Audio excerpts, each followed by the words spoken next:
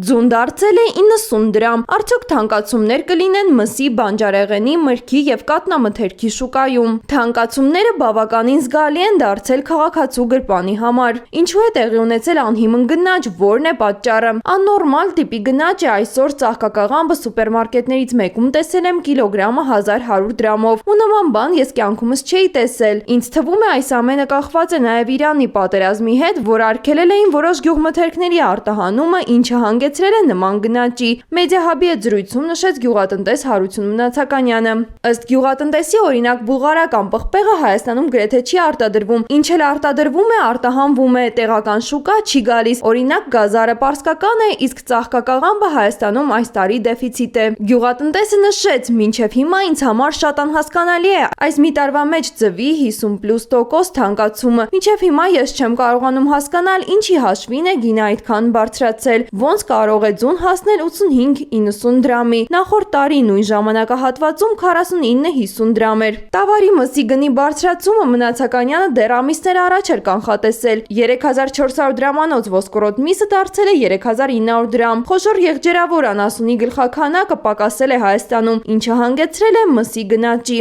Խնդիրներ կան, ու կարծես ձեռնտու չէ խոշոր եղջերավոր անասուն պահելը, դրանից է եկել է այս խնդիրը, նշեց գյուղատնտեսը։